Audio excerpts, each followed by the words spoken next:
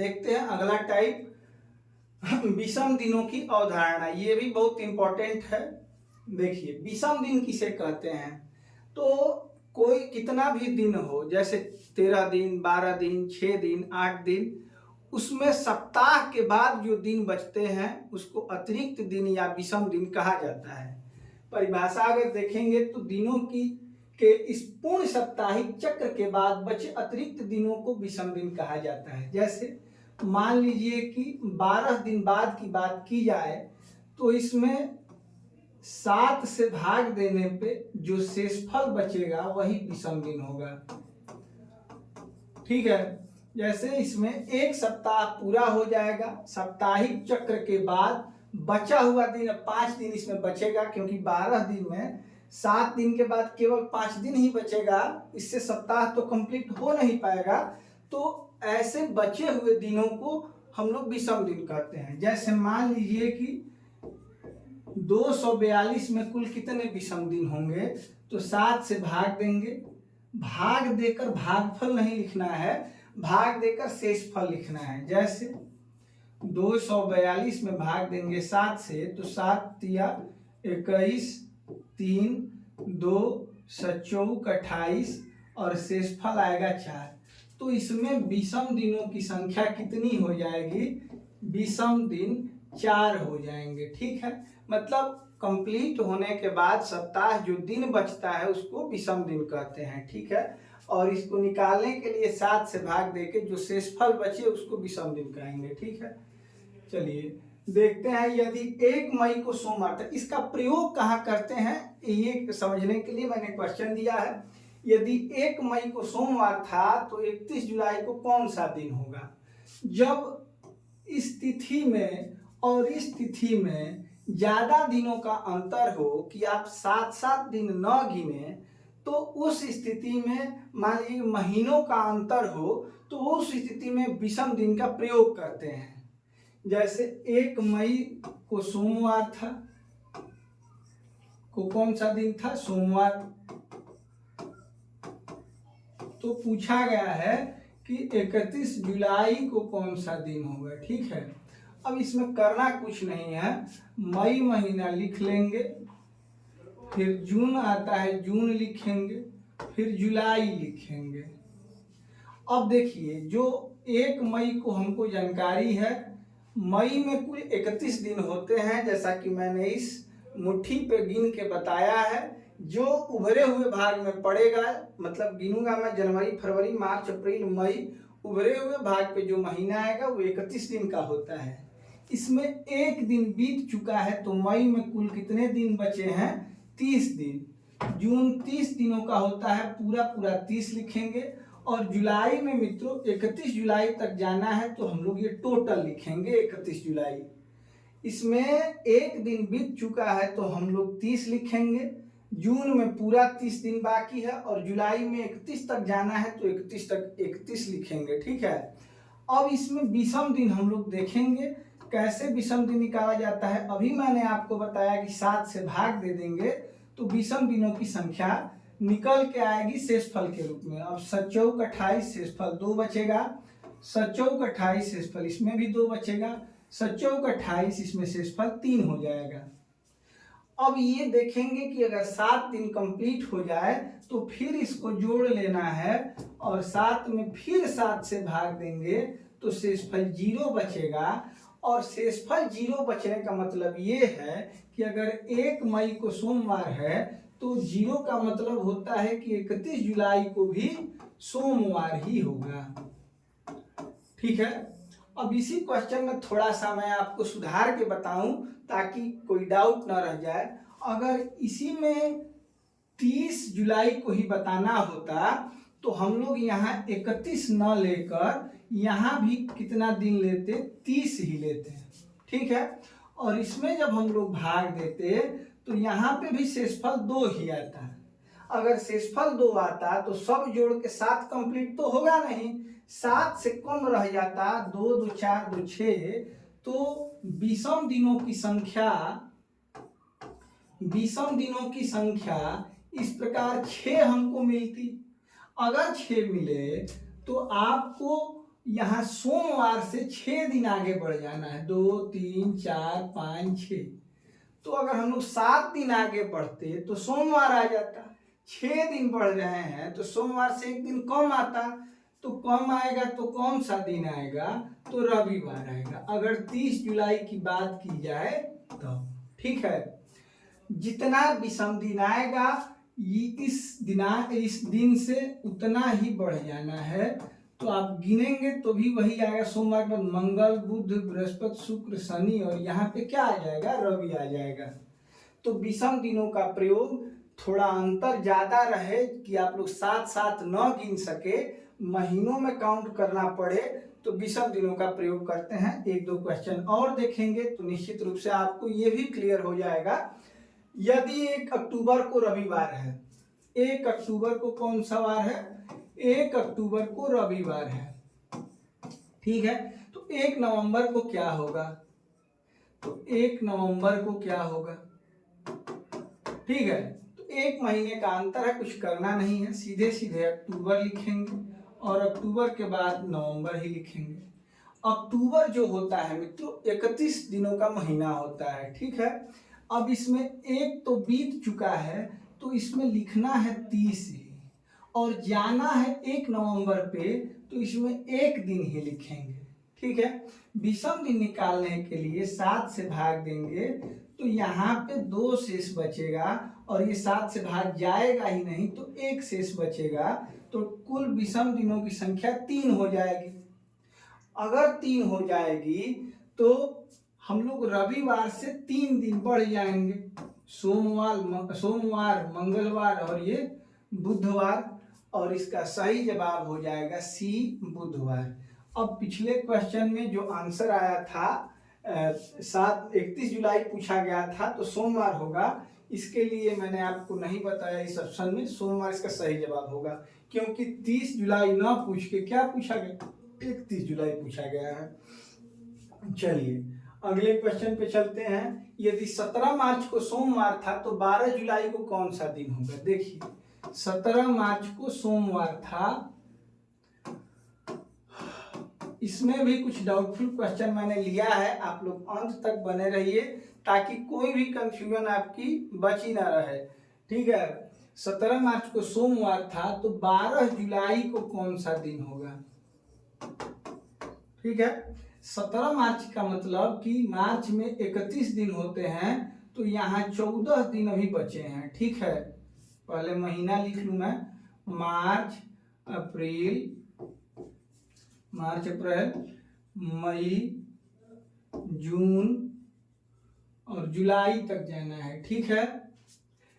देखिए इसमें 31 दिन होता है तो 14 दिन अभी इसमें बचा है, 17 मार्च बीत चुका है तो 14 दिन मार्च में, फिर अप्रैल में 30 दिन, मई में 31 दिन, जून में 30 दिन, और जुलाई में जाना है केवल और केवल 12 तक, तो इसमें केवल 12 लिखेंगे।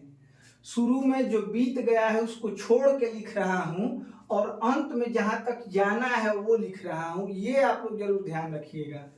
अब इसमें हम लोग विषम दिनों की संख्या अगर निकालते हैं तो यहाँ पे 0 हो जाएगा, यहाँ पे 2 हो जाएगा, यहाँ पे 3 हो जाएगा, शेषफल लिखना है केवल, यहाँ पे 2 हो जाएगा और यहाँ पे 5 हो जाएगा। अब ये दिख रहा है कि 7 से ज्यादा है, तो 7 जहां हो जा रहा है उसको काट देंगे, जैसे 5 और 2 7 हो जा रहा है तो इसको क्या करेंगे, काट देंगे। अब यहाँ जो बचा 0 2 3 ये 5 ही होगा, मतलब विषम दिनों की संख्या क्या आ गई, विषम दिनों की संख्या 5 आ गई।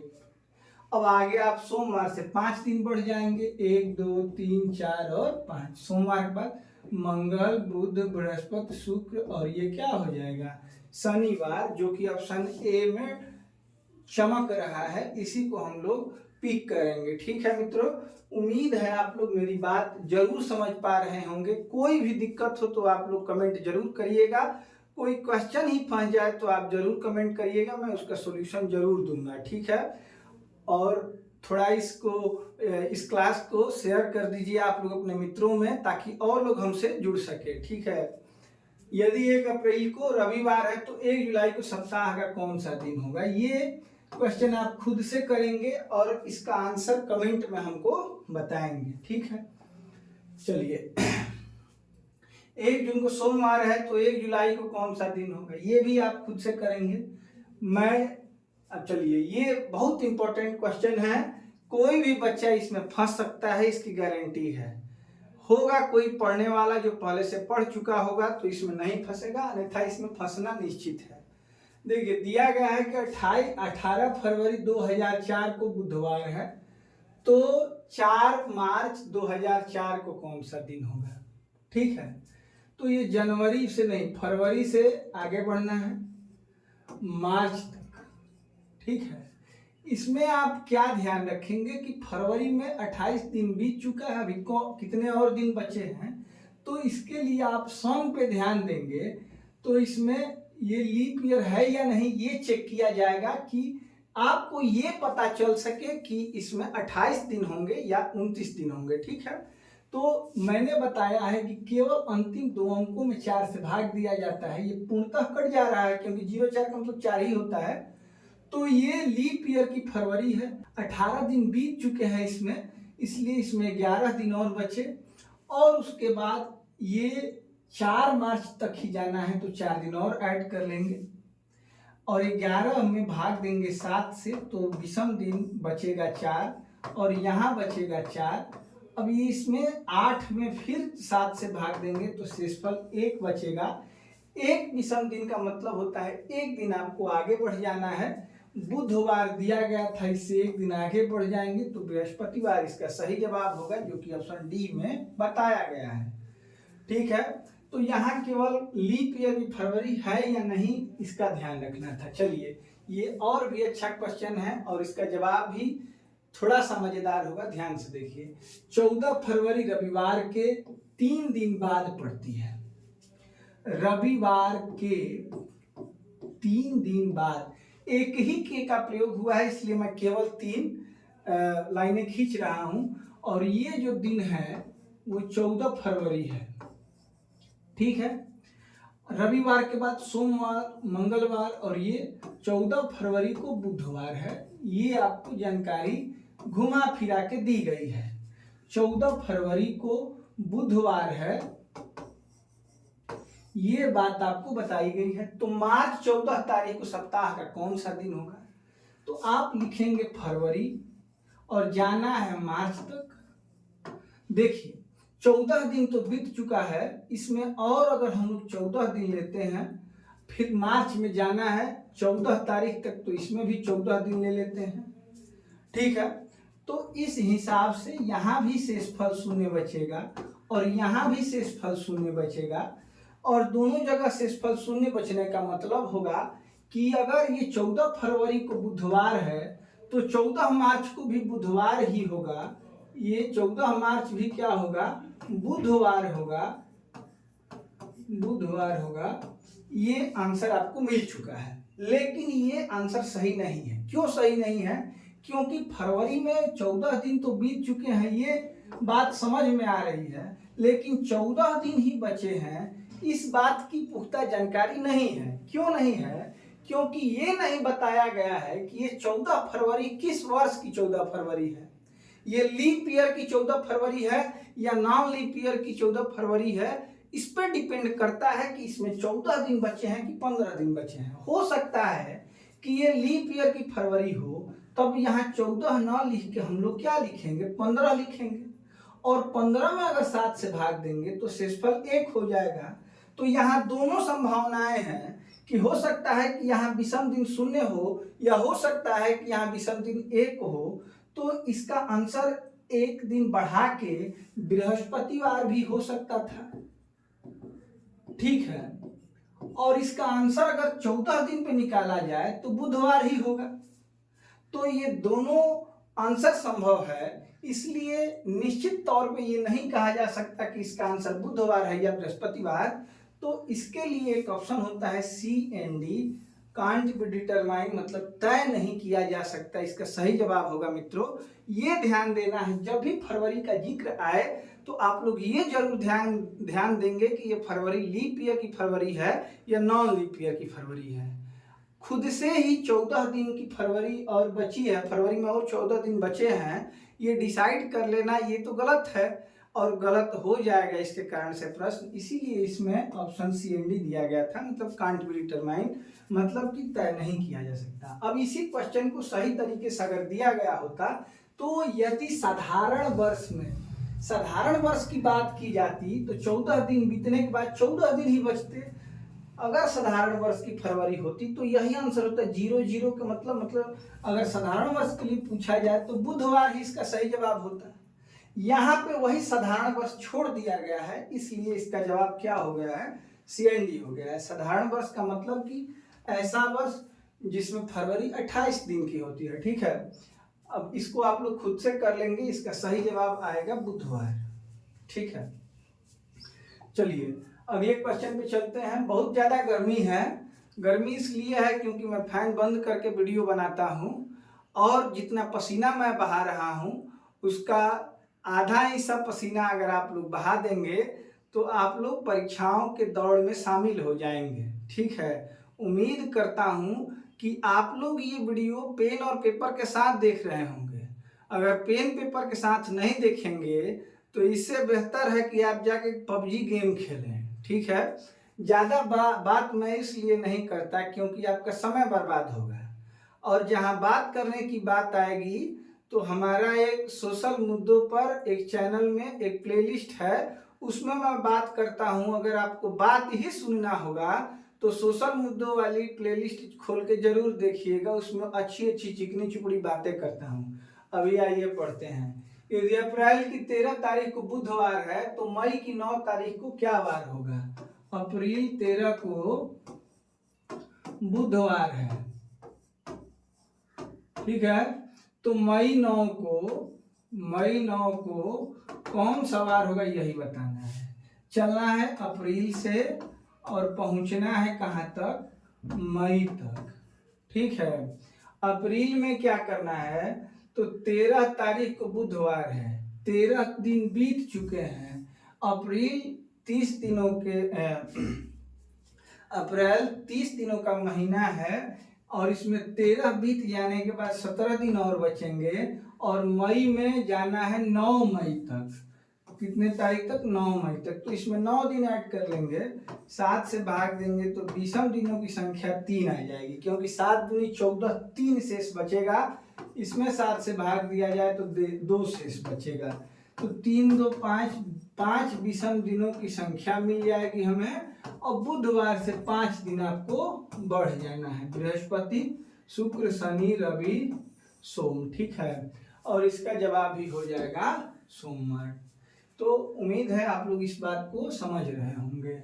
स्वतंत्रता दिवस, देखिए स्वतंत्रता दिवस का मतलब होता है 15 अगस्त 1996 में गुरुवार के दिन मनाया गया। तो 1996 का प्रथम दिन कौन सा था। अब मित्रों आपको आगे नहीं जाके पीछे जाना है। 15 अगस्त के बारे में आपको जानकारी है, 1 जनवरी तक आपको आना है। मैं कभी आपको रिकमेंड नहीं करूंगा कि आप पीछे आइए, मैं हमेशा आपको आगे जाने के लिए प्रेरित करूंगा। यहाँ भी मैं पीछे ना जाके आगे ही जाऊंगा। मैं एक बार मान लूंगा कि जनवरी 1 को सोमवार था। अब कैसे मान रहा हूं ये इसका कोई आधार नहीं है, मैं खुद से मान ले रहा हूं कि 1 जनवरी को कौन सा दिन था, सोमवार था। अब जाना कहाँ है तो 15 अगस्त को जाना है। तो जनवरी के बाद फरवरी, मार्च, अप्रैल, मई, जून, जुलाई और लास्ट में आएंगे अगस्त, ठीक है। अब इसमें 1 जनवरी के बाद 30 दिन इसमें बचा है। फरवरी में अब ये 1996 है तो 4 से भाग देंगे तो ये लीप ईयर हो जाएगा, 24 चौके 96 होता है, तो इसमें 29 दिन, फिर इसमें 31, फिर इसमें 30, फिर इसमें 31, फिर 30, फिर 31। और ध्यान रखेंगे जनवरी फरवरी मार्च अप्रैल मई जून जुलाई और अगस्त दोनों 31 दिनों का महीना होता है। खैर इसमें 15 अगस्त तक ही जाना है तो इसमें 15 दिन ही जाएंगे, ठीक है। अब इसमें 20 दिनों की संख्या अगर हम निकालते हैं तो 2 इसमें हो जाएगा 1, इसमें हो जाएगा 3, 7 से भाग देके विषम दिनों की संख्या निकालेंगे, फिर इसमें हो जाएगा 2, फिर 3, फिर 2, फिर 3, फिर इसमें 1 हो जाएगा। अब क्या करना है, 7 जहां बने उसको काट लेना है, जैसे 3 3 6 1 7, फिर 2 2 4 3 7 कट गया। यही बचा है विषम दिनों में 2 1 3 दिन बचा है विषम दिन। अब सोमवार, अगर 1 जनवरी को सोमवार था तो 15 अगस्त को क्या होना चाहिए, 1 2 3 दिन और गिन लेंगे। सोमवार के बाद मंगलवार, बुधवार, बृहस्पतिवार आ जाएगा। ठीक है, और संयोग बस यहाँ पे 15 अगस्त को गुरुवार ही दिया गया था, जिसे बृहस्पतिवार भी कहते हैं। तो संयोग बस जो दिया गया है वही आ गया है, तो यहाँ भी हम लोग जो यहाँ माने हैं उसी को आंसर मान लेंगे।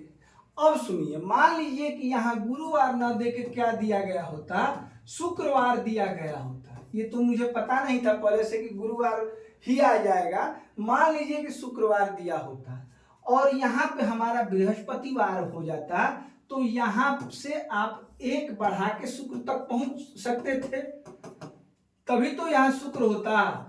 तो जहां यहाँ पे अगर 1 दिन बढ़ाना पड़े तो आप इसको सोमवार न करके 1 दिन बढ़ा के ही बताएंगे कि ये दिन कौन सा था, मंगलवार था, तो इसका जवाब बी हो जाता है। अगर यहाँ पे शुक्रवार होता तो इसका जवाब मंगलवार हो जाता। अगर यहाँ पे शनिवार होता और मेरा बृहस्पतिवार आया है तो मुझे 2 दिन बढ़ाना पड़ता। तो अगर यहाँ 2 दिन बढ़ाना पड़ता तो शुरू में भी मैं 2 दिन बढ़ा दूंगा, तो ये समस्या सॉल्व हो जाएगी। समझ रहे हैं आप।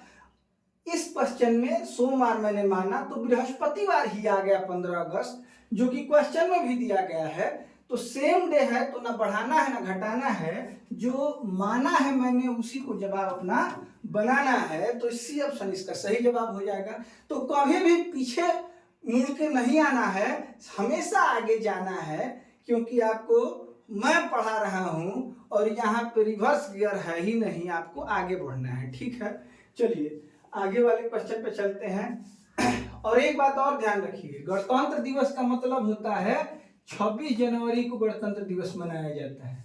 इसी दिन भारत का संविधान लागू हुआ था, ध्यान रखेंगे। गणतंत्र दिवस 26 जनवरी, और स्वतंत्रता दिवस का मतलब होता है 15 अगस्त की बात। इस दिन देश आजाद हुआ था 1947 में, और 26 जनवरी 1950 को हमारा देश गणतंत्र बना था, लोकतंत्र बना था। ठीक है, तो ये गणतंत्र का जिक्र किया जाए तो 26 जनवरी जानेंगे, स्वतंत्रता दिवस की बात की जाए तो 15 अगस्त जानेंगे। ये क्वेश्चन आप खुद से बनाएंगे, आगे ही जाना है। 1996 ही है, 26 जनवरी है, 15 अगस्त को बताना है। इसका आंसर भी आप लोग कमेंट करेंगे, मैं आपका आंसर का इंतजार करूंगा।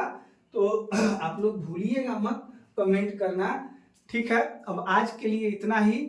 आगे के पार्ट में हम लोग फार्मूला बेस्ड जो भी क्वेश्चन आते हैं, जैसे तारीख, कोई एक विशेष तारीख को दिन ज्ञात करना, उसके बारे में अगले पार्ट में हम लोग पढ़ेंगे।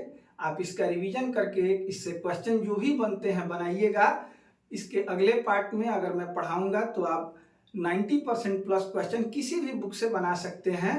एक पार्ट में याद करने योग्य बातें बताऊंगा, मतलब कि ये 3 पार्ट या 4 पार्ट में खत्म हो जाना चाहिए। ठीक है, बने रहिए हमारे साथ, अगले वीडियो में मिलते हैं आपसे। तब तक के लिए नमस्कार, आपका दिन शुभ हो।